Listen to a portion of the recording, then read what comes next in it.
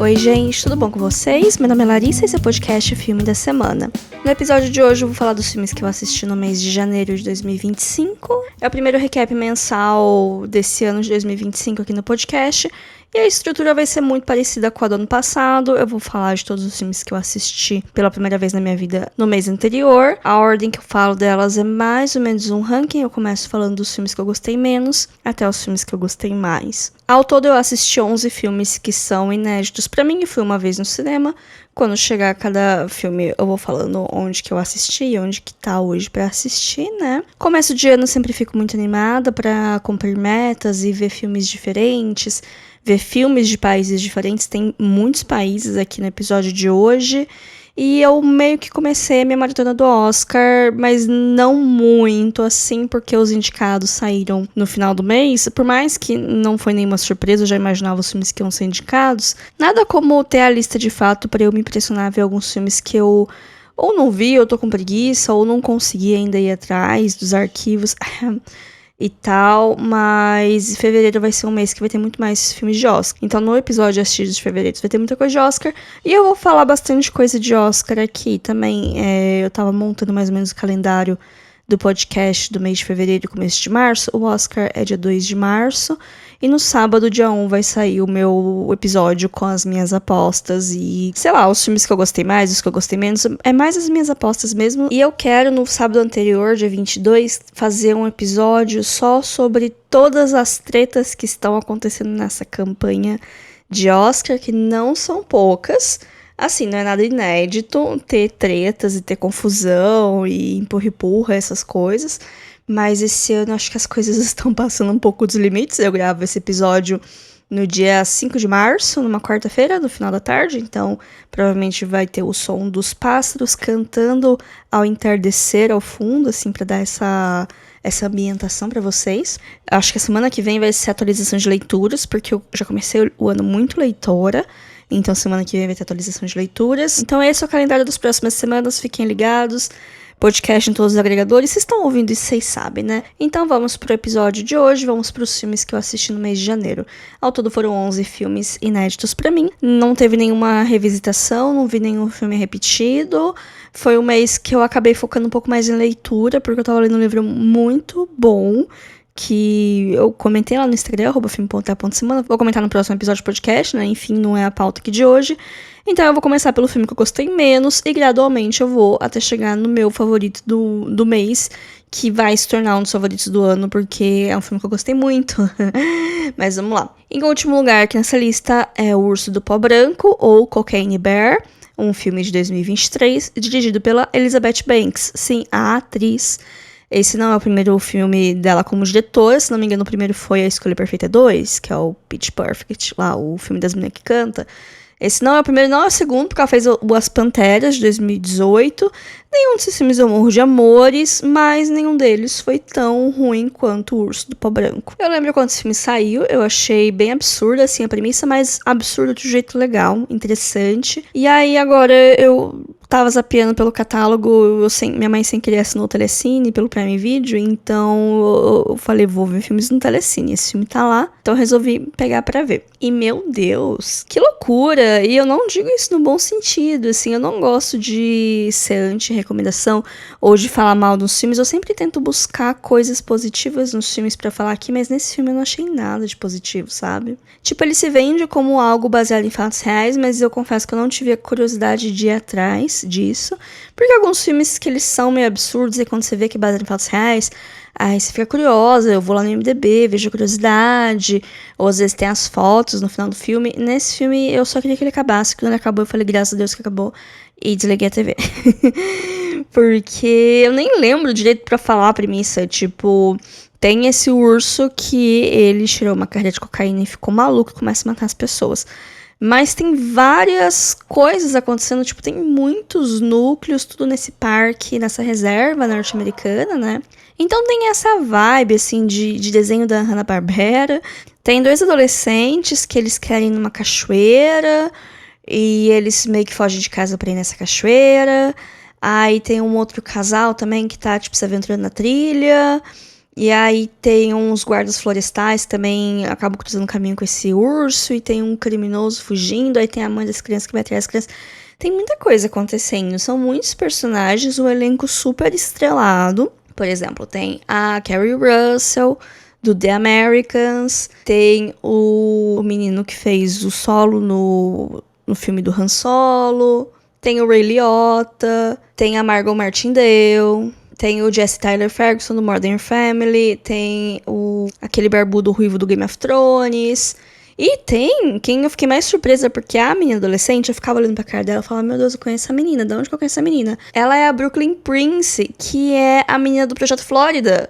Lembra da menininha do Projeto Flórida? Olha como ela está agora. Sentiu-se velho? Pois é, eu me senti. Coitada dela, uma carreira tão promissora, foi parar nesse filme tão esquisito. Então é isso, não gostei do filme. Eu senti que eu não tinha a referência suficiente pra entender. Ele parecia ter uma vibe muito de filme B, norte-americano, dos anos 80, ele tem uma trilha sonora muito marcante, ele tem essa coisa de aventura nos parques e na floresta, e tem o urso e coisa de escoteiro. Então parecia assim muita coisa que tá muito longe de mim culturalmente e que eu também não tenho tanta referência, principalmente a parte de slasher, porque o filme ele acaba sendo um slasher, porque o urso se encontra com essas pessoas em momentos aleatórios, praticamente todas elas morrem de jeitos horrorosos. Então é um filme muito violento, é uma violência que ela é tão gráfica que ela vira quase caricata, e eu acho que é meio de propósito, mas eu fiquei... Por que eu tô assistindo essas pessoas terem essas mortes horrorosas se elas são insuportáveis de chato? E olha que você começa a torcer pelo urso, né? E, enfim, eu não gostei, gente. Não me pegou. Não sei se você fã de slasher vai gostar. Pra mim foi um filme muito esquecível, tanto que eu já não lembro. Mesmo as partes gráficas horrorosas eu já não lembro mais direito, graças a Deus. Agora, se você mesmo assim tá a fim de assistir, quer ter sua própria opinião, que eu acho ótimo, super válido, o filme tá no Telecine. Próximo filme da lista é Emília Pérez. Pois é, gente, Emília Pérez não foi o pior filme do meu janeiro. Eu achei o Urso do Pó Branco muito pior. Apesar que eu acho que o Urso do Pó Branco é um filme um pouquinho melhor resolvido na montagem do que Emília Pérez. E Emília Pérez tá indicado, acho que melhor montagem, eu não tenho certeza. Mas tá indicado pra tanto Oscar que acho, se eu falar que tá indicado pra montagem, eu tenho chances estatísticas grandes de estar certo. Mas enfim, Emília Pérez, a rainha de todo o caos dessa temporada de premiação. Eu sei que eu fiz um episódio no final do ano passado falando de filmes pra ficar de olho. Eu acho que eu comentei muito por cima de algumas polêmicas que o filme estava envolvido, mas eu não podia imaginar na quantidade nova de polêmicas que esse filme e o seu elenco iam se envolver nas semanas que iam se seguir. Não vou entrar nesse âmbito, porque eu acho que aqui não é o lugar, vai ser o momento do episódio das tretas do Oscar, né? Mas assim, é impossível a gente assistir um filme no vácuo. É impossível a gente não ser influenciada por opiniões de terceiros, por coisas que estão acontecendo, por coisas que a gente sabe que aconteceu. Por mais que a gente fala, não, eu vou ver pra ter a minha opinião, se uma pessoa que você gosta não gostou, você já vai meio de má vontade. Aí se o filme te surpreende, você fica feliz. Se não, você já foi de má vontade mesmo. Então assim, por mais imparcial que a gente tente ser, é impossível que as coisas ao nosso redor não nos influenciem. Nada existe no vácuo e a imparcialidade é uma mentira. Mas enfim, fui ver Emília Pérez de má vontade. Eu não gostei do filme. Porém, eu achava que ia ser muito pior. Eu fui pronta pra uma coisa muito terrível acontecer. E não é um filme terrível. Tipo, existe mérito nele. Vamos lá. Por mais que eu ache que ele é sim ofensivo para latinos, eu acho que como musical ele não funciona. A parte da história da protagonista, da jornada dela enquanto pessoa trans é esquisita, mas não é meu local de fala, mas eu achei esquisito. Então assim, o filme ele tem várias coisas esquisitas, mas ele tem umas coisas interessantes. Eu acho que esse filme, sem todo esse buzz, ele seria tipo um filme mediano que você vê na MUBI, que sei lá, você assistiu uns filmes esquisitos francês, você viu um filme do Léo Carrax, aí a MUBI começa a te recomendar coisas mais malucas francesas, né? E aí esse filme estaria entre as suas recomendações, você olha a sinopse e você achar interessante, porque a sinopse desse filme é interessante, você é da Play, e esse é um filme muito esquisito, que você fala, nossa, que filme esquisito, mas você dá uma nota, sei lá, 6, 7 e ia seguir a sua vida e em 3, 4 meses eu esqueci que esse filme existia. Pra mim, esse filme tem cara disso, tem cara de filme esquisito no catálogo da MUBI. Mas aí ele começou a ter todo esse buzz por causa de campanha, por causa de vários festivais e a Netflix botando dinheiro nessa campanha de divulgação.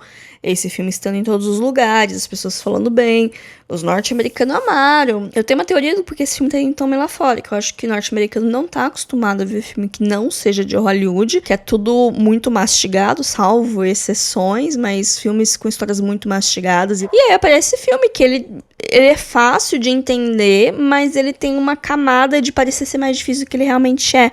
E aí uma pessoa, um espectador que não tá tão acostumado com um filme tão diferente, assiste, entende, se acha inteligente por entender, que é uma coisa que acontece com a gente, né? Quando a gente vê uma coisa que parece que é difícil, mas aí a gente consegue entender ou consegue minimamente acompanhar, a gente se sente inteligente. É por isso que o Nolan tem tanto fã. Mas, meu Deus, Nolan nem tá nessa temporada, mas enfim. Então essa é a minha teoria do porquê o filme tá indo tão bem. Porque ele tem esse aspecto de filme cult, mas ele não é tão difícil. E aí as pessoas ficam felizes que elas assistem e gostam e se interessam. E parece que é cool e descolado falar que você viu e gostou e se interessa por esse assunto.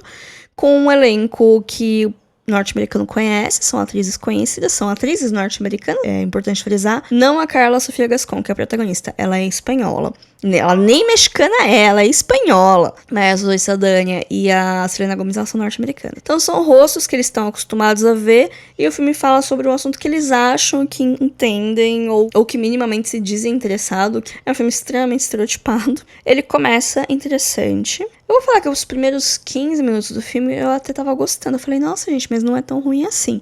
Porque a Zoe Saldanha é uma advogada, começa com ela e termina com ela. Gente, a Zoe Saldanha é a protagonista desse filme, porque a história começa com ela, termina com ela, e ela é meio que o fio condutor de tudo. Por mais que a gente vai ter a história da Emília Pérez, a gente tem a história através dos olhos dela. Tudo que a gente sabe da Emília Pérez é através de conversas das duas, praticamente. Acho que tem uma ou outra música que ela canta sozinha, mas é a personagem da Zoe Saldanha que é o fio condutor. Ela é uma advogada e ela trabalha num escritório que só pega uns casos de uma galera barra pesada, defender criminoso.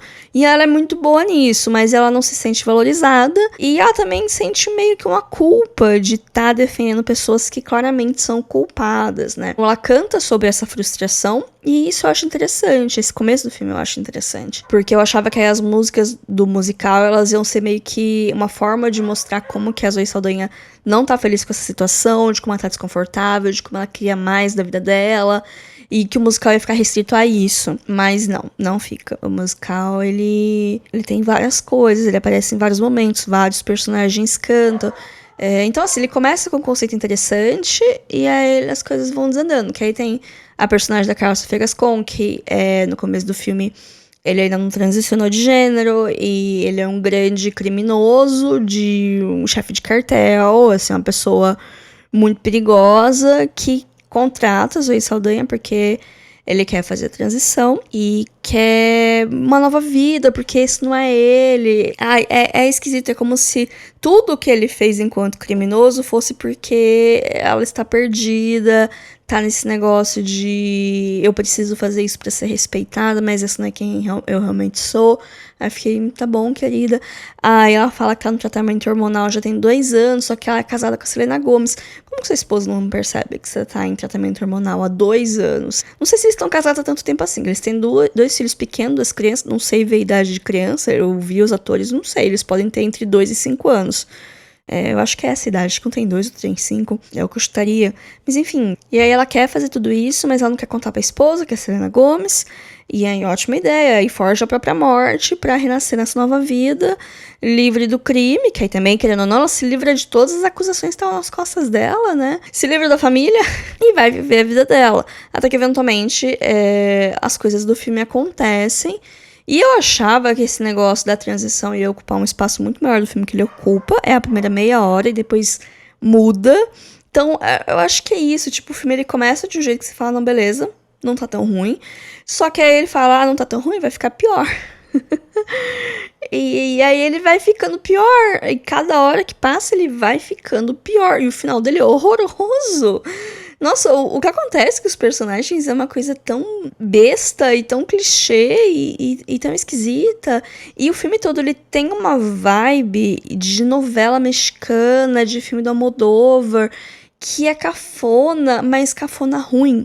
E aí fica esquisito, porque parece que tem boas ideias ali, mas a execução é muito ruim. E o diretor tá indicado pro Oscar de direção, né? Enfim. Então é isso, né? Não vou ficar chutando cachorro morto. Concordo com muitas coisas faladas por aí sobre o filme. E dei 2,5 estrelas pra ele, mas eu penso muito nisso, em baixar pra 2 estrelas, talvez. Não tenho mais nada assim de novo pra falar, além de tudo que já foi falado dele. Emília Pérez estreia essa semana nos cinemas, então se você tá ouvindo no sábado, o lançamento desse podcast, ele já está nos cinemas. E essa semana tá tendo promoção em várias redes de cinema pelo país, de ingressos a R$10 pra todas as sessões. Então, vale a pena pegar um cineminha, ver um filme de cada Oscar, porque a maioria deles está em cartaz. Eu acho que o Brutalista chega dia 20, e Um Completo Desconhecido chega dia 27 nos cinemas, e o Nickel Boys chega dia 27 no Prime Video. Mas de resto, eu acho que todos os outros indicados ao Oscar com previsão no Brasil de estreia já estão em cartaz. Eu acho que Flow também chega dia 20, ou era nesse, não tenho certeza. Mas, enfim, as coisas já estão mais ou menos disponíveis. Próximo filme é Missão Impossível, Acerto de Contas Parte 1, de 2023. É a Missão Impossível mais recente que tem. Não sei se vocês me acompanhavam em 2023, mas eu fiz uma maratona de Missão Impossível. Por nenhum motivo, foi na época que lançou Missão Impossível novo, mas eu não tinha expectativa de ir no cinema ver ele. Eu, de fato, não fui. Vi agora, que tá no catálogo da Netflix, porque vai sair o Acerto de Contas Parte 2, ou o Acerto Final, que eu acho que como ficou aqui no Brasil, vai sair esse ano, e aí eu quero ver, né? Então eu assisti o Acerto de Contas Parte 1, ou Dead Reckoning, como é o título original. É um filme do Christopher McQuarrie, que é quem tá dirigindo Missão Impossível desde o 5º. É ele o diretor do meu Missão Impossível favorito, que é o Efeito Fallout, que é o filme anterior. E eu acho muito engraçado que o Missão Impossível 4, 5 e 6, eles têm essencialmente a mesma história. Muda uma coisinha ou outra, mas é basicamente a mesma história. E aí não sei se criticaram isso, se acharam que ia ser meio vergonhoso fazer isso uma quarta vez, mas o Acerto de Contas tem uma história muito complicada. E assim, eu falei que os filmes têm a mesma história, mas eu não falei reclamando, porque os meus favoritos são o 4 e o 6, que têm a mesma história. Mas esse filme eu achei muito complicado, a história dele. Eu achei muita falação. Porque assim, eu não assisto filme do Missão Impossível pra escutar a galera falando. Eu não assisto por causa dos diálogos, eu não assisto por causa da história, eu assisto por causa das cenas de ação, porque eu quero ver que Tom Cruise vai aprontar, da onde que ele vai pular. E ele nunca decepciona. As cenas de ação são muito boas, mas tem esse negócio. A história, ela ocupa muito tempo, ela é muito complicada, ela só vai se resolver no próximo filme, porque é parte 1, viu, gente? Não é spoiler, tá no título. E aconteceu uma coisa com a minha personagem favorita que eu não gostei, e aí eu já fiquei de bode. Mas tem uma ótima adição pra franquia, que é a personagem da Hayley Atwell. Às vezes eu fico com a impressão que só pode ter uma personagem feminina nos filmes de ação, enquanto estão todos os caras lá, só pode ter uma mulher de destaque. Isso às vezes me irrita, mas, enfim. Tem outros personagens, tem a Vanessa Kirby, mas ela é mais assim, tipo uma chefona de máfia. Tem a menina lá do Guardiões da Galáxia, que ela faz um personagem muito esquisito, mas interessante. E tem a Rebecca Ferguson, que é a melhor coisa que aconteceu com a franquia Missão Impossível. Enquanto ela está em tela, eu estou feliz. Enquanto ela não está tão em tela, eu fico meio de saco cheio do monte de homens conversando. Mas enfim, é um filme divertido, eu gostei. Eu achava que eu ia gostar mais. Talvez ver no cinema seja mais divertido que ver em casa. Não tem como eu saber. Eu assisti em casa. Mas, no geral, é um Missão Impossível médio. Assim, ele tá no meio do meu ranking de todos os 7 filmes do Missão Impossível. Ele tá pra trás dos 3 últimos. Ele tá no meio, assim, antes dos 3 primeiros. Porque os 3 primeiros eu não gosto tanto. Eu gosto mais dos 3 últimos. Que curioso, né? Essa franquia que ela vai ficando melhor a cada filme. Pena que esse, pra mim, não teve como superar, assim, o efeito Fallout. Que pra mim é o melhor Missão Impossível. Próximo filme chama Camponeses. É um filme polonês, dirigido pelo Hugh Welshman e pela D.K. Welshman. Eles são marido e mulher. Eles são os mesmos diretores do Com Amor Van Gogh. Não sei se vocês lembram dessa animação belíssima, Não sei se vocês lembram da animação, que cada cena tinha aquele aspecto de pintura, que de fato era uma pintura a óleo que eles fizeram e tal. Enfim, é do mesmo estúdio, é da mesma galera, tem a mesma estética de ser uma animação feita com pinturas. Se não me engano, eles gravaram com atores, depois fizeram esse processo da pintura não por cima, mas fizeram a pintura com base nas cenas que eles tinham com os atores. E isso deixa o filme muito bonito. É muito, muito bonito o filme. O trabalho de animação é muito bom. Mas, em muitos momentos eu ficava pensando por que fizeram essa história uma animação? Porque não é uma animação infantil, não é um filme para criança. Temos violência e temos nudez. Fica aí esse aviso. Em questão estilística, tem cenas muito bonitas. As cenas de dança são lindas. As transições são maravilhosas, mas eu fico pensando por que não fizeram um filme de live action e aí nessas cenas tem a coisa da animação, uma coisa meio mixed media, sabe? Fazer uma coisa com os dois, porque me parece um trabalho muito grande para uma história muito pesada, não sei, ou uma história de dramão. É um filme de época que se passa no momento medieval, no momento antigo, na Polônia, imagino, né? Porque ele tem uma estética medieval um pouco diferente do que a gente tá acostumado a ver, uma coisa um pouco mais leste europeu, por assim dizer, que é diferente do medieval que a gente tá acostumado, que tem um foco muito maior em Inglaterra, França, etc. Então, assim, legal, apesar que eu tenho a impressão que algumas liberdades foram tomadas no cabelo, maquiagem e figurino da personagem principal. Mas quando ela tá toda... A cena do casamento dela, ela tá toda vestida de noiva, eu acho lindo. Mas as cenas de dia a dia, eu acho que pra uma camponesa daquela época, fica muito com o cabelo solto pro meu gosto. Porque, historicamente, esse negócio de ficar dando com o cabelo solto, sem nenhum preparo, preso em nada, sem nenhum véu, é uma coisa muito recente na história humana. Mas aqui a história é da jovem Jagna, que ela é uma moça muito bonita e o maior crime dela é ser bonita, porque metade do povoado odeia ela porque ela é bonita, tem inveja dela, e a outra metade odeia ela porque quer ela, deseja ela, mas não pode ter. Ela começa a ter um caso com um cara, e nossa senhora, descobrem que eles estão tendo esse caso e meu Deus do céu, ela é a maior pecadora do lugar. Só que nesse meio tempo, o pai desse rapaz, que é um viúvo, ele resolve se casar, ele quer se casar com ela. E aí fica esse negócio, tipo, ela não quer se casar com o velho, porque ela tá apaixonada pelo filho, mas ela não pode casar com o filho porque ele meio que não é nada sem o pai dele pode deserdar ele, e ela, como é uma mulher nessa vilarejo medieval, ela não tem muita escolha, assim, se o cara vem e fala que quer casar com você, não tem muito o que fazer, e não ajuda que esse cara é um meio que o fazendeiro da cidade, é o cara mais rico e tal, então seria loucura ela não topar.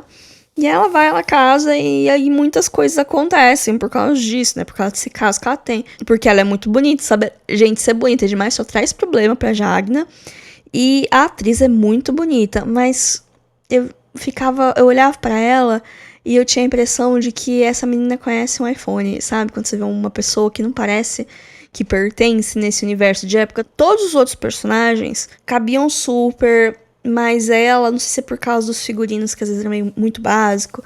Não sei se é porque ela ficava muito com o cabelo solto.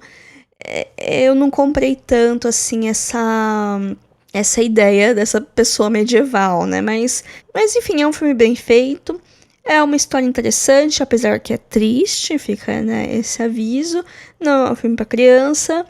É interessante, é uma cultura que a gente não tá tão acostumado a ver, é uma estética que a gente não está acostumado a ver, então por isso já vale o play. Eu achava que ia ser uma coisa diferente, eu achava que eu ia gostar muito mais do que eu acabei gostando, eu dei nota 7. Pra quem quiser assistir, eu recomendo que vocês assistam Camponeses ou The Peasants, como é o título em inglês, não é o título original, eu não sei falar o título original porque é em polonês, mas o filme tá disponível na Max.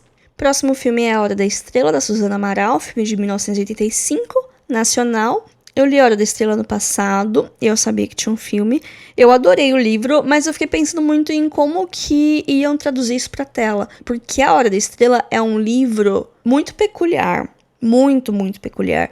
E parte da graça dele tá numa metalinguagem que ele acaba tendo, umas camadas que ele traz, que eu não imaginava como que ia ser possível passar isso pra tela. E, de fato, não tem muito dessas brincadeiras linguísticas e metalinguísticas que ele tem. O filme, ele meio que ignora uma parte do livro e foca na história da Macabeia, o que pra mim não é um problema, porque para traduzir uma obra em outra mídia, você precisa fazer concessões. Algumas coisas precisam deixar de existir e outras precisam ser adaptadas, porque é uma adaptação, né? Então, beleza. Ele tem muitas das coisas que a gente pode achar esquisito dos filmes brasileiros antigos, que é a parte da dublagem em estúdio, que é um pouco esquisito se a gente não tá acostumado, a parte do ritmo, mas é um filme muito bom, é um filme que eu gostei. A história da Macabeia.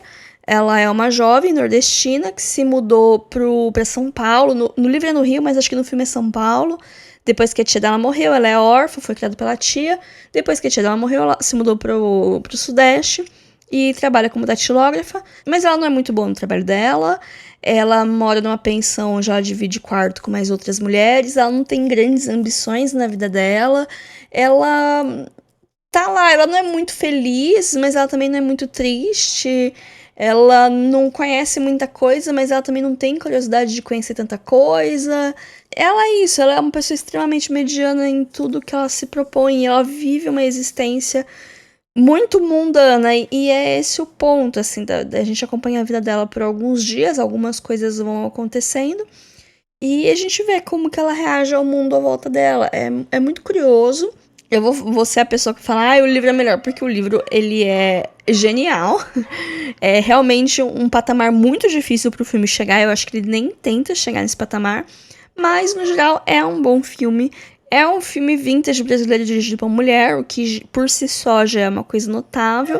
E eu assisti ele no Itaú Cultural Play, que é um streaming gratuito, cheio de filmes nacionais. Hora da Estrela é um deles, mas eu acho que deve ter no YouTube também, é só procurar no Globoplay, em vários lugares. Tem esse negócio de vários filmes antigos brasileiros que não é difícil de encontrar se você souber onde procurar.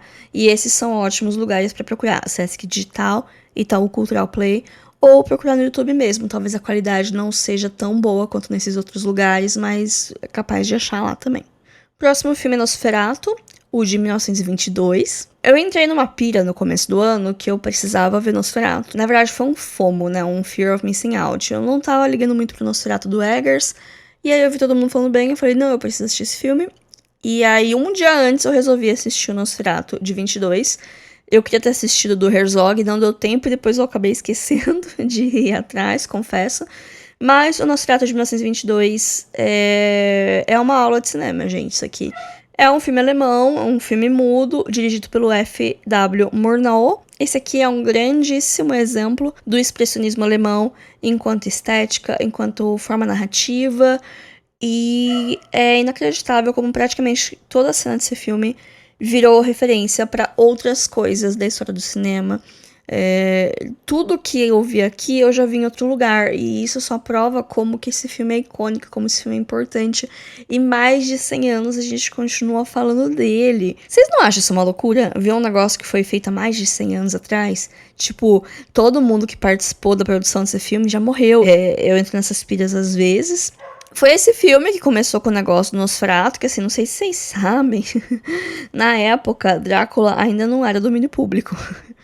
Precisa passar um tempo depois da morte do autor pra obra virar domínio público. Eu acho que mal tinha esquentado o corpo do Bram Stoker, sabe? Quando ele foi lá fazer esse filme. Então ele não tinha os direitos pra falar que era Drácula. Então ele pegou a história e ele fez a fanfic dele. É basicamente Drácula, o começo é muito parecido, os nomes são trocados pra nomes muito parecidos. E a história, do meio pro final, ela tem umas variáveis e o final é bem diferente, de fato.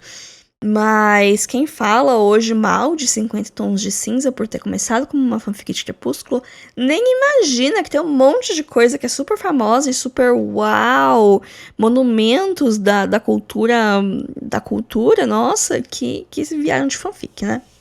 Mas eu acho que o Nosferatu e o Drácula, eles têm diferenças estéticas muito marcantes, até mesmo enquanto constituições como vampiro, porque eu percebo que os Nosferatus, né, sempre no cinema, eles são muito mais monstros, enquanto que os Dráculas, eles são muito mais cavalheiros. que ele tem aquele ar do vampiro que seduz e depois mata e destrói, enquanto que o Nosferatu, ele já chega com o pé na porta, tipo, eu sou monstrão mesmo, e vou te seduzir mesmo assim. Recomendo muito assistir esse filme, mas assim, tenha em mente que é um filme de mais de 100 anos atrás, é um filme mudo, não é todo mundo que tá acostumado com isso, mas eu acho que é uma ótima porta de entrada, eu acho que é um ótimo filme pra ter essa referência. Ele é curto, ele tem um ritmo bem legal, e enfim, extremamente icônico. E aí depois na lista vem o Nosferatu do Robert Eggers, a versão de 2024, que chegou nos cinemas aqui no Brasil na primeira semana de janeiro, e agora eu acho que ele deve estar nos cinemas ainda, ou naquele limbo entre cinema e streaming, eu não tenho certeza. Vai depender da programação de cada cinema de cada cidade, né? Mas gostei muito do Nosferatu do Eggers. Assim, ele é um filme lento e um filme bem parado, como os outros trabalhos do diretor. Comparado com eles, eu acho que eu gosto mais da Bruxa, mas eu gostei de Nosferatu. Apesar que eu acho que eu lembro dele com mais prazer do que quando eu tava assistindo, porque eu confesso que a duração dele me pegou um pouco. No cinema mesmo, tinha umas horas que eu ficava, meu Deus, esse filme não vai acabar, ou meu Deus, eu tô cansada, eu quero ir embora, e esse filme não acaba. Então eu acho que o meio dele tem umas... Eu não vou falar que são barrigas, mas tem alguns momentos que eu fiquei um pouco entediada. Se eu tivesse em casa, eu ia ter pegado o celular com certeza. Como eu tava no cinema, eu não fiz isso, né? Mas, no geral, eu achei um ótimo filme. Amei os figurinos. Eu adoro um filme de época que não tem vergonha de ser um filme de época, de pegar a silhueta e pegar a maquiagem. Eu olhava pra cara da Lily Rose Depp e eu esquecia os 50 procedimentos plásticos que ela fez. Eu acreditava que ela era uma moça de época. Eu acreditava que ela nunca tinha visto um iPhone na vida dela. E eu acho que o maior mérito disso é a peruca que botaram na menina. É deixar ela com 3 metros de testa. Porque é uma coisa de estética vitoriana que tem uma coisa muito em filme de época que o pessoal quer ser fiel à época, mas não quer causar estranhamento, porque várias coisas, e eu não vou nem ir tão longe pra vitoriana, se a gente pegar coisas, sei lá, dos anos 10, dos anos 20, são muito alienígenas pro que a gente acha bonito, e às vezes, pra encontrar esse balanço de o que é esteticamente agradável pra hoje, como deixar a menina bonita também, que é uma coisa pra muita gente, né? A menina sempre tem que estar muito bonita pros padrões de hoje em dia. Então, com isso, às vezes acaba causando alguns anacronismos. Alguns são mais inocentes que outros. Às vezes as coisas vão 100% pra fantasia em alguns momentos, tipo Bridgerton. Mas aí já é a proposta da série também. Então, toda vez que vem uma obra de época que ela tem um compromisso em não ser tão bonitinha, em não ser tão padrãozinha, eu acho louvável. E eu, enquanto gótica, adorei esse filme, é exatamente o que a gente precisava. Eu adoro um romance gótico, eu adoro a estética. Ele bebe muito na fonte de 22, mas eu ouvi falar que a estrutura narrativa dele é muito parecida com o dos anos 70. Preciso ver, eu não sei se eu já perdi o timing na minha cabeça, mas a qualquer momento vem aí. Mas, no geral, gostei bastante, é um dos meus lançamentos desse ano favoritos. Até agora, não vi muitos, mas enfim. Próximo filme é Pearl, do Ty West. Foi o primeiro filme que eu assisti esse ano, eu acho que eu abri com chave de ouro. Pearl é o segundo filme da trilogia do Ty West, que começou com X, A Marca da Morte, termina com Maxine, com 3X, é um padrão, né? Mas eu acho que os filmes funcionam de maneira independente. Não assisti Maxine ainda, mas eu tinha assistido o X há alguns anos atrás. Não tinha achado lá grandes coisas, mas como já falei nesse episódio, eu não sou a pessoa do slasher. Não tenho essas referências, nem gosto tanto. Eu assisti, achei ok. Vida que segue.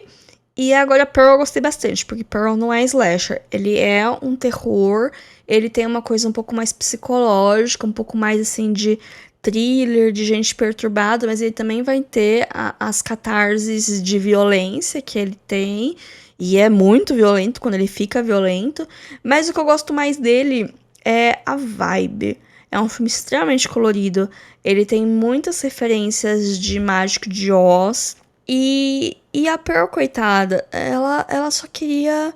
Ela só queria uma vida melhor, sabe? Quem pode culpar ela por tudo que ela fez? Por toda a trilha de corpos que ela deixa nesse filme?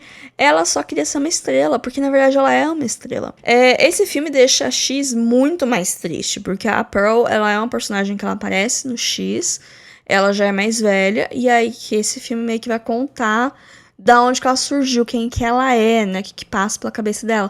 E aí, no X, que ela tá bem mais velha, é triste. Nossa, é muito triste pensar no que aconteceu entre esses dois filmes, né? E perceber que ela... Talvez a vida não tenha sido muito do jeito que ela queria que fosse. Então, eu acho que Pearl faz X ser melhor, que é um filme que eu acho qualquer coisa. Pearl, por outro lado, gostei bastante. Se passa nos anos 40, acho. E a Pearl é uma moça que ela mora com a família dela. Os pais dela são imigrantes alemães que vieram para os Estados Unidos, acho que entre guerras. O pai dela é bem debilitado e o marido dela tá na guerra. Então acho que a Segunda Guerra está rolando. Não é um tempo muito bom para ser alemão nos Estados Unidos, né? E ele sofre um pouco de preconceito na comunidade. E os pais dela são muito rígidos. Ela tem que cuidar do pai dela, que é todo debilitado. E a mãe dela que cuida da fazenda. Eles moram numa fazenda. E a Pearl vai no cinema. Ela sonha em ser uma dançarina. Ela quer ter essa vida de glamour e tal. Só que ela não consegue. Ela precisa cuidar da fazenda. Ela precisa cuidar dos pais dela. E aí algumas coisas vão se desenrolar a partir daí. É um filme onde o destaque todo tá na neta da atriz brasileira Maria Gladys, a Mia Goth. Ela carrega o filme inteiro, ela é a alma do filme, ela que é a protagonista, né? E tá tudo nos ombros dela, é um ótimo portfólio de atuação, ela mostrou pra que ela veio, ela mostra que ela consegue fazer comédia, terror, de tudo. E, enfim, gostei bastante de Pearl, assisti lá no Prime Video. Eu sei que Maxine chegou faz pouco tempo no Prime Video. Não sei onde tem X, confesso. Mas dá pra ver Pearl sem ter visto X, pra quem não quiser ter o compromisso da trilogia. Próximo filme, Godzilla Minus One, do Takashi Yamazaki. Filme que ganhou Oscar de melhor efeitos especiais no ano passado. Filme que eu tava doida pra ver, enfim, consegui ver. Tá no catálogo da Netflix. Eu assinei Netflix por um tempo esse mês. Então eu vi bastante coisa por lá, como vocês podem ver. Gostei muito desse filme. Eu não tinha contexto nenhum do Godzilla. Eu nunca vi um filme do Godzilla.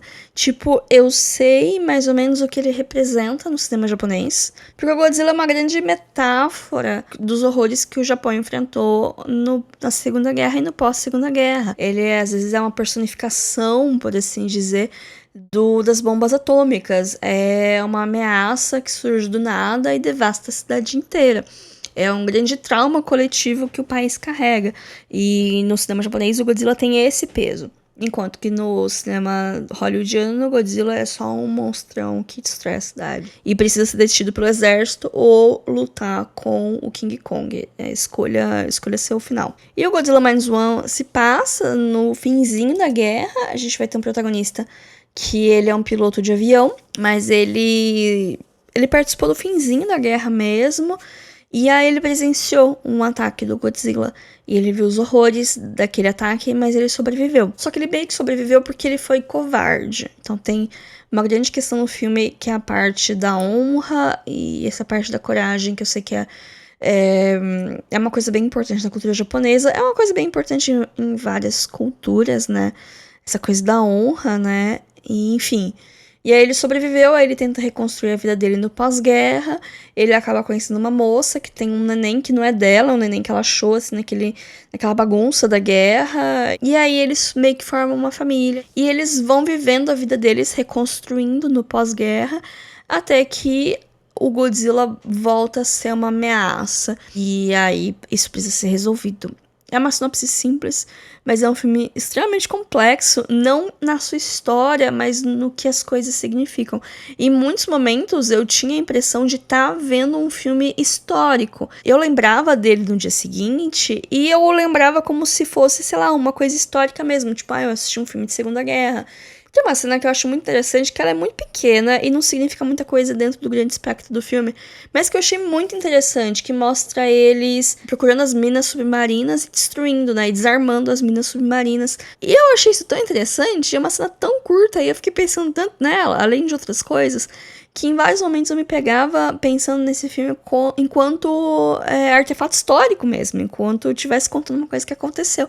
E aí, de repente, tem o bichão lá destruindo a cidade. E é muito bom, é muito bem feito. A parte do bichão é muito bem feita. A gente tem o Godzilla em cenas diurnas, o sol brilhando no céu e o Godzilla destruindo a cidade em toda sua glória. Então, assim, efeitos especiais maravilhosos, muito merecido esse Oscar. Foi, sei lá, um time muito reduzido comparado com grandes produções de grandes blockbusters que acabam tendo uns efeitos especiais meio capenga, né? Eu acho que a gente tá tendo uma crise dos efeitos especiais, uma crise dos efeitos digitais no cinema hollywoodiano como um todo. Não em todos os filmes, porque tem muito filme que usa efeito e a gente nem sabe, né? Porque tem coisas muito pequenas que são tão bem feitas que a gente não repara. E são coisas que a gente não imagina. Quando a gente pensa em efeito especial, a gente pensa em cidade sendo destruída, a gente pensa em hominho voando, lutando, mas nem sempre é só isso, né? Godzilla Minus One, excelente filme, ótimo filme de guerra, ótimo filme de trauma, ótimo filme histórico, tem potencial para uma sequência, eu acho que tem uma sequência em desenvolvimento, mas no geral um excelente filme. Como Ganhar Milhões Antes que Vovó Morra é um filme tailandês, dirigido pelo Pat Bonipat, que estava na shortlist de filme internacional do Oscar. Eu confesso que eu fiquei triste quando eu vi que esse filme não foi indicado, porque eu assisti antes de sair as indicações, e eu já assisti alguns filmes indicados a filme estrangeiro, eu acho que dava pra tirar uns 2 ali, e entrar esse filme, porque ele é um filme lindo. A gente tá chegando já na reta final do podcast. Esse foi o segundo melhor filme que eu assisti em janeiro. É um forte candidato pra top do ano, assim. E eu amei esse filme. Eu achei ele lindo, lindo, tocante, emocionante. É um slice of life que vai contar essa história dessa relação de avó e neto. O nosso protagonista é o M. Ele é um jovem adulto, uns 20 e pouquinhos anos. Ele largou a faculdade com o sonho de virar streamer, só que as coisas não deram muito certo. E aí ele meio que vive largado, meio que sem futuro, assim, tentando a carreira dele, né, de fazer streaming. E aí, nesse meio tempo, mostra a relação dele com os tios, com a avó, com a mãe dele. E nesse meio tempo, a avó dele recebe um diagnóstico de câncer, um diagnóstico não muito positivo. E aí a mãe dele pede pra ele passar mais tempo com a avó dele, ele fica meio assim e tal, ele não tem uma relação tão íntima com ninguém da família, ele é uma pessoa bem isolada, assim, por opção, uma pessoa bem quietona na dele. Só que aí ele tem um... Eu não entendi se é uma amiga, se é uma prima, se é uma namorada. Tem algumas coisas que fica meio no ar e eu não sei se eu entendi direito, mas também essa informação não é importante. Você pode continuar assistindo o filme achando que essa menina é qualquer uma dessas 3 coisas. Ela pode ser prima, ela pode ser namorada, pode ser só uma amiga dele, que isso não influencia no resto do filme. Que ela é cuidadora de idoso. E ela meio que fala pra ele, tipo, a coisa que os idosos mais valorizam é o tempo. E dependendo se você ficar bastante tempo com ela pode te incluir no testamento, pode incluir alguma coisa pra você no testamento dela. E aí ele vê isso como uma oportunidade. Então ele começa a passar mais tempo com a avó dele com essa coisa de interesse. Mas com o tempo eles passam um tempo de qualidade juntos e essa relação é muito bonita de ver. Então assim, começa como interesse e aí depois deixa de ser interesse e depois vira uma coisa muito especial, assim. Mas isso não é feito de um tom moralista, assim, como muitos filmes de Hollywood talvez tomariam esse caminho, de tipo, olha, são os pequenos momentos que importam, valorize a vida enquanto estamos vivendo ela, sabe? Ele não tem essa pegada de ser muito moralista nesse ponto. Ele é um filme bem mais cru, apesar de ter muito elemento do melodrama. Ele se aproveita de muita coisa do melodrama, mas não de um jeito tão mastigado assim. É realmente um filme de pequenos momentos, é um filme de várias pequenas coisas assim cotidianas, de encontrar alegria no dia a dia, nos pequenos momentos, e quando você vê o tempo passa e não volta mais. Mas no final, meio que a moral fica é que a coisa mais valiosa que a gente pode dar pros outros e que a gente pode deixar pros outros é o tempo de qualidade que a gente passa com eles. É a atenção que a gente dá. É lembrar de que gosta de tal coisa e fazer tal coisa que a pessoa gosta, sabe? Então, meio que no fim do dia isso que é o importante. Eu acho isso lindo. Além do fato de eu ter uma avó viva e eu acho que eu tenho uma relação muito boa com a minha avó também. Então, várias pequenas coisinhas eu vi, eu lembrei da minha avó e aí eu fico emocionada porque, né, ela já é bem idosa e tal. Então, foi um filme que me tocou muito. Nesse aspecto, eu chorei muito e eu acho que se você tem uma relação boa com sua avó, ou se você teve uma relação boa com sua avó, você vai chorar muito. Por mais que ele não seja tão manipulador, por assim dizer, não gosto muito dessa palavra, mas tem alguns filmes que eles são, assim, emocionalmente manipuladores demais. Quer dizer, todo filme manipula suas emoções de uma maneira ou de outra, mas tem alguns que eles são mais sem vergonha nesse aspecto. Então ele não vai tanto pra esse caminho, mas ele com certeza vai te emocionar de algum jeito, em algum momento. Sem falar que, como é um filme da Tailândia, também é um país tropical, então tá todo mundo de regatinha e chinelo o filme inteiro. Então isso causa o quê? Essa identificação, a gente olha pra eles e a gente se vê. por mais que seja um país completamente diferente, tenham costumes muito diferentes, as casas são completamente diferentes, as refeições são diferentes. Tem uma cena que eles vão num templo lá e é um negócio muito diferente, que às vezes a gente acha que vai ser parecido com coisa japonesa e não é. É muito diferente. Mas mesmo assim tem algumas coisas que elas são meio que universais. Como Ganhar Milhões Antes que Sua Avó Morra é um filme que ele teve um lançamento no final do ano passado aqui no Brasil no cinema, num circuito muito limitado, e atualmente ele não tá disponível em lugar nenhum, que é uma pena, mas eu de vocês ficaria meio de olho, sei lá, Telecine, Reserva Movision, Mubi talvez, que são lugares onde esse filme pode pipocar em algum momento, eu espero que em breve. E por último, o filme que eu mais gostei de assistir no mês de janeiro, que com certeza vai estar na minha lista de favoritos do ano, é um dos melhores filmes nacionais que eu já assisti, que é um dos melhores filmes, entrou pra minha lista de favoritos da vida, que é Saneamento Básico, o filme do Jorge Furtado, de 2007, um filme de comédia com um grandíssimo elenco. Temos Fernanda Torres, Wagner Moura, Camila Pitanga, Bruno Garcia, Lázaro Ramos, Paulo José, Tonico Pereira, Lúcio Mauro Filho e grandíssimo elenco. É um filme que ele acaba virando um filme sobre filme, mas ele começa como um filme de pequenos problemas provincianos. Se passa numa cidade pequena, eu acho que nem é uma cidade, eu acho que tecnicamente é um distrito, de uma cidade no sul do país, que eles estão com um problema de esgoto a céu aberto, e aí eles estão se resolvendo ali uma assembleia de moradores para escrever uma carta para a prefeitura, para mandar uma verba, porque tá impossível essa situação, a cidade tá fedendo, as crianças estão brincando no lixo, as crianças estão brincando no esgoto, isso pode ser ruim para todo mundo. A protagonista é a personagem da Fernanda Torres. E aí ela vai levar para a prefeitura esse pedido, e aí a secretária do prefeito fala, esse ano a gente não tem mais verba para isso. Mas a cidade ganhou um edital de cultura de 10 mil reais, que eles tinham cotado a obra e ia ficar, sei lá, 7 mil, alguma coisa assim.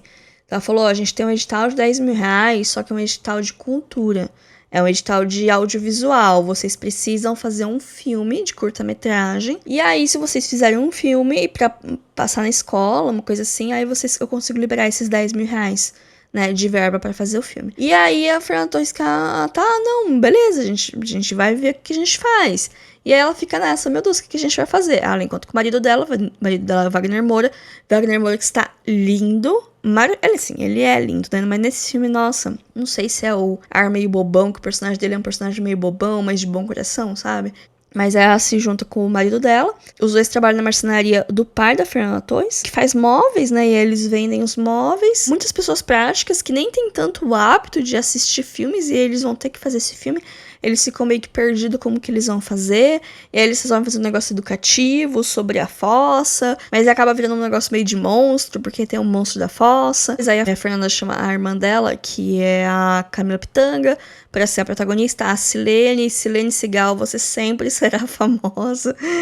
Aí eles começam atrás do comércio, para ir atrás de coisa, para ceder, porque eles não podem gastar muito do orçamento do filme, porque precisa ir pra obra, então eles precisam tirar muita coisa do bolso deles.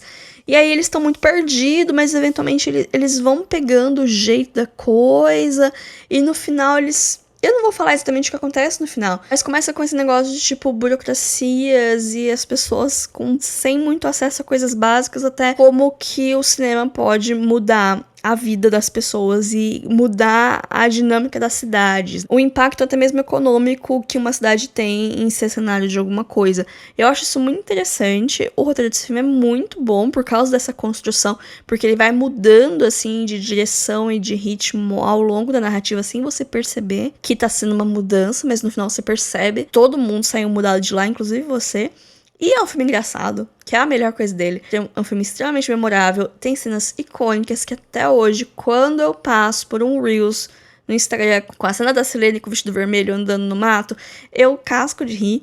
É muito boa, é um excelente filme. Eu assisti ele no Globoplay, eu acho que deve ter também no Itaú Cultural, eu tive a impressão de ter visto por lá. Não sei se no YouTube tem, porque é um filme um pouco mais recente, mas gente, vejam, se vocês não têm Globoplay, vê lá no Itaú Cultural Play que vale muito a pena. Vocês vão gostar, eu tenho certeza. Porque é muito bom. Muito bom mesmo. Mas enfim, gente, eu tô aqui falando há mais de 1 hora. Não sei quanto que vai ter a duração desse episódio, mas o bruto tá com 1h10. Então, Deus me ajude a editar esse programa. Mas por hoje é só. Muitas dicas boas, tirando Emília Pérez e o Urso do Pó Branco. Todos os outros filmes eu gostei pelo menos um pouco. Então, acho que são recomendações válidas de acordo com o humor de vocês, de acordo com o que vocês estão procurando pra assistir. E é isso. Semana que vem estamos aqui de volta. Semana que vem vem falar de livros. Eu já tenho 5 livros pra falar com vocês. Me sigam no Instagram, @filme.a.semana. Lá sempre tem conteúdo adicional. Eu não ando postando muita coisa no feed, porque eu não tenho tido muito tempo pra fazer. Mas eu tô sempre ali nos stories, compartilhando coisas. Principalmente agora, temporada de premiação. Sempre tem muita coisa pra falar, né? Também tô no Blue Sky, @lalariland. E caso queira falar comigo e não tenha rede social, temos um e-mail pra contato, que é o podcastfilmedasemana@gmail.com. E é isso, fiquem bem e até semana que vem. Tchau, tchau.